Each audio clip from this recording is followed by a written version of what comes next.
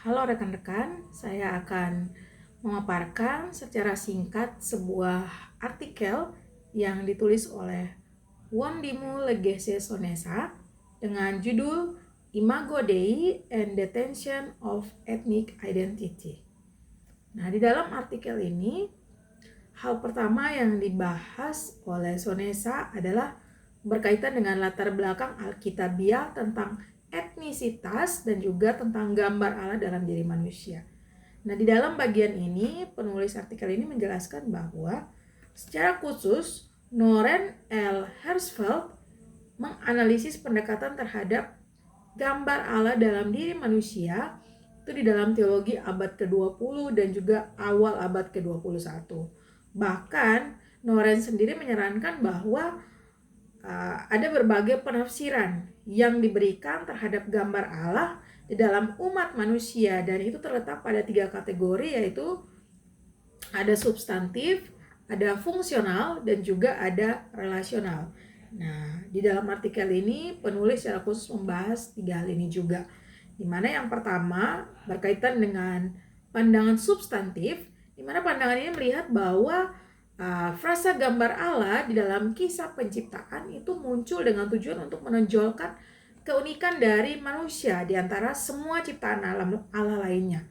Kemudian di dalam hal ini Eugen Merrill juga menunjukkan 2 cara penciptaan manusia itu menjadi khas.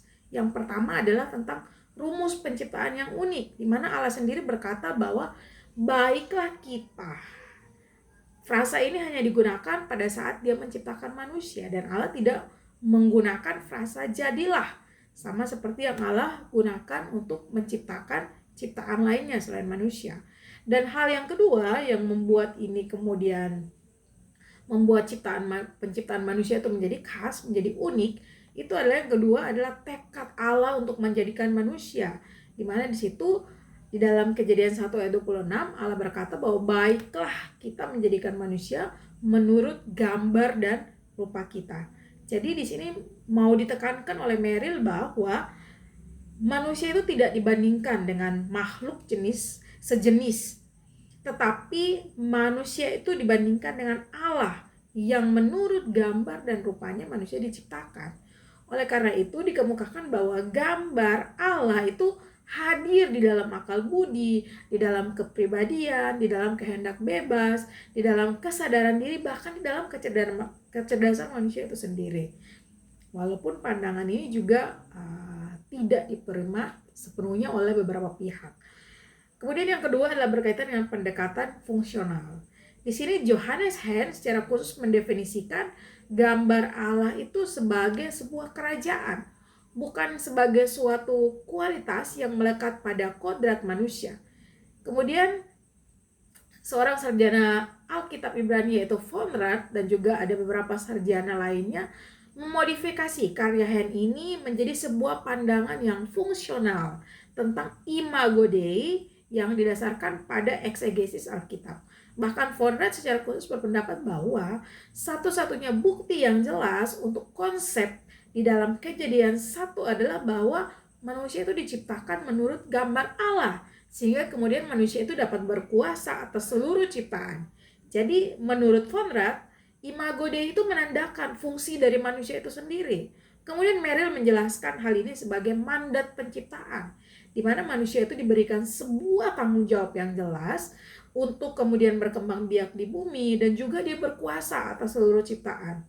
Jadi kemudian Merrill menjelaskan bahwa manusia itu sebagai laki-laki dan juga sebagai perempuan memiliki fungsi sebagai gambar Allah. Bahkan Merrill menyimpulkan bahwa manusia itu memiliki kemiripan dengan Allah, meskipun manusia itu memiliki keterbatasan. Tetapi manusia itu berdiri di tempat Allah di dalam hal mengelola ciptaan yang Allah sudah ciptakan. Nah, kemudian yang ketiga adalah berkaitan dengan pendekatan relasional. Di sini Karl Barth berpendapat bahwa citra Tuhan itu tidak terdiri dari kodrat manusia maupun di dalam tindakan mereka, tetapi manusia itu adalah padanan bagi Tuhan. Menurut Barth, konfrontasi kamu yang ada dalam Trinitas yang meletakkan dasar bagi hubungan antara ilahi dengan manusia, bahkan hubungan antara manusia dengan manusia lainnya.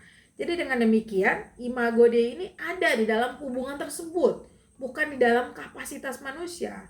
Jadi seperti yang dikutip oleh Herzfeld, Barth itu memahami citra tersebut memiliki dua makna, di mana Tuhan hidup dalam kebersamaan dengan dirinya, kemudian Tuhan itu hidup dalam kebersamaan dengan manusia, kemudian itu manusia akan hidup dalam kebersamaan dengan manusia lainnya, dengan satu sama lain. Kemudian dalam hal ini Martin Luther dan Joel Calvin juga memandang gambar itu sebagai penunjuk hubungan vertikal antara Tuhan dan manusia. Sedangkan Wenham, dia melihat bahwa gambar tersebut ditafsirkan sebagai kapasitas untuk berhubungan dengan Tuhan. Jadi menurut pandangan ini, gambar ilahi dalam diri manusia berarti bahwa Tuhan dapat menjalin hubungan pribadi dengan manusia, bisa berbicara kepadanya, dan bisa membuat perjanjian dengannya. Jadi kejatuhan yang secara serius mempengaruhi umat manusia tidak berdampak apapun pada keberadaan Tuhan, dan juga tidak pernah mengubah otoritas Tuhan sebagai pencipta dan juga pemelihara atas semua ciptaan. Nah, kemudian hal kedua yang dibahas oleh penulis dalam artikel ini adalah tentang akibat kejatuhan dan juga imago Dei itu sendiri. Khusus untuk bagian ini penulis menjelaskan bahwa kejatuhan umat manusia ke dalam dosa itu mengakibatkan gambar Allah di dalam diri manusia itu kemudian menjadi rusak. Bahkan Agustinus sendiri berpendapat bahwa keberadaan dalam gambar dan rupa Allah yang tadinya sebagai sebuah kehormatan sejati bagi manusia, keserupaan ini hanya bisa dipertahankan dalam hubungan dengan Allah. Jadi artinya bahwa ketika manusia itu jatuh ke dalam dosa, hal ini ternyata mempengaruhi hubungan antara Allah dan manusia secara negatif. Oleh karena itu Agustinus menekankan bahwa ketika manusia itu semakin berpegang teguh kepada Allah, maka kemudian manusia itu semakin kurang untuk mencintai apa yang menjadi miliknya. Tapi melalui keinginan untuk membuktikan kekuatannya sendiri, maka manusia itu kemudian dengan kehendaknya sendiri jatuh ke dalam dirinya sendiri. Kemudian argumen Agustinus ini mengenai konsekuensi negatif dari kejatuhan ini mengandung 3 poin. Di mana yang pertama, Agustinus menekankan bahwa manusia batinnya itu kemudian menjadi terlalu lemah untuk melawan musuh-musuhnya, terutama iblis. Kemudian yang kedua adalah visi tentang hal-hal kekal itu ditarik dari manusia. Sebagai akibatnya, manusia itu kemudian dibiarkan tanpa cahaya mata mereka.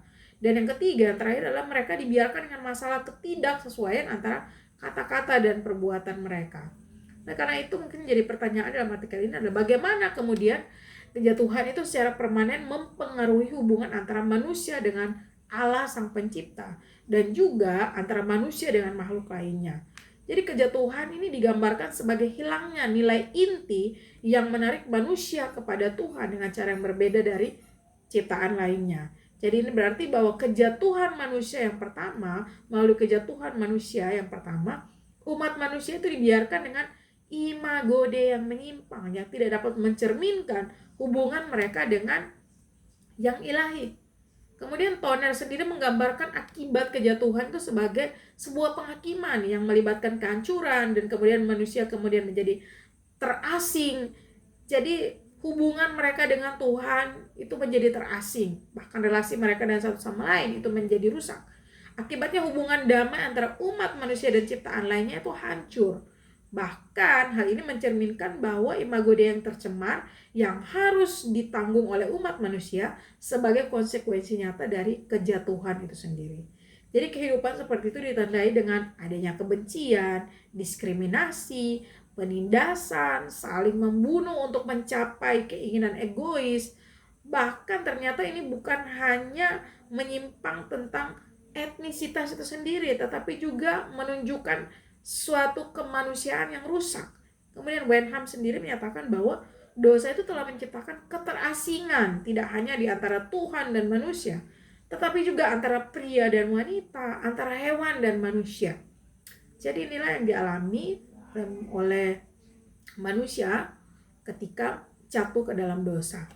Nah, kemudian yang ketiga yang dibahas secara khusus di dalam artikel ini adalah tentang pandangan Luther tentang imago Dei.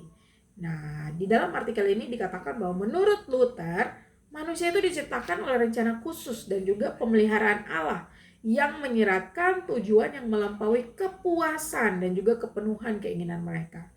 Nah, pertimbangan khusus Allah meliputi pemberian perhatian kepada penciptaan manusia dan juga menciptakan manusia itu menurut gambar Allah sendiri. Kemudian Agustinus dan juga para sarjana lainnya kemudian menggambarkan gambar Allah itu sebagai sebuah kekuatan jiwa, ingatan, pikiran, atau intelek dan juga kehendak. Tetapi Luther menunjukkan ketidakcukupan kekuatan ini untuk memuat gambar Allah. Sehingga perhatian utama Luther adalah untuk menunjukkan distorsi besar yang terjadi pada gambar Allah dalam manusia sejak manusia itu mengalami kejatuhan ke dalam dosa. Jadi ia menegaskan bahwa sebelum manusia jatuh ke dalam dosa, gambar Allah ada di dalam diri Adam saat penciptaan. Dan kemudian membimbingnya tidak hanya untuk mengenal Allah dan percaya pada kebaikan Allah, tetapi juga di dalam menjalani kehidupan yang sepenuhnya saleh, yang bebas dari rasa takut, bahkan akan kematian di dalam perlindungan Allah. Meskipun demikian, Martin Luther juga menekankan bahwa ada peran pemulihan Injil. Dengan demikian, Injil telah memulihkan citra Allah di dalam diri manusia ke dalam keadaan yang lebih awal, bahkan lebih baik melalui kelahiran kembali umat manusia melalui iman dan harapan akan kehidupan kekal. Jadi keterasingan dan juga keputusasaan yang disebabkan oleh dosa antara umat manusia dan Allah, serta antara manusia dengan ciptaan lainnya, itu disingkirkan melalui kematian Kristus yang mengorbankan dirinya bagi seluruh dunia. Jadi hasilnya itu bukan hanya pembaharuan intelek dan kehendak yang terpengaruh, tetapi juga ada harapan untuk hidup di dalam Allah, hidup bersama Allah untuk selama-selamanya, yang dimungkinkan bagi mereka yang percaya kepada Dia. Jadi kemudian kesimpulan dari artikel ini adalah bahwa semua manusia itu diciptakan dalam gambar Allah. Allah memiliki tujuan yang jelas ketika Dia menciptakan manusia. Dan hal ini hanya terpenuhi jika manusia itu terhubung dengan Allah sebagai pembawa gambar dan sebagai wakil Allah itu sendiri. Seperti yang dikemukakan oleh Michel J. Bartel, bahwa karena hubungan dan ketergantungan kita kepada Allah, ini berarti bahwa kebebasan dan hubungan kita tidak dapat dipisahkan dalam Imago Dei. Namun, manusia tidak berbagi realitas hakiki dengan Allah berdasarkan penciptaan mereka menurut gambar Allah, bahkan sebelum kejatuhan itu terjadi. Jadi tidak ada bangsa di bumi yang dapat mengklaim kesatuan substantif atau ontologis antara Allah dan identitas etnis mereka. Tidak ada juga dasar alkitabiah bagi sekelompok orang untuk mengklaim status etnis yang lebih tinggi daripada yang lain.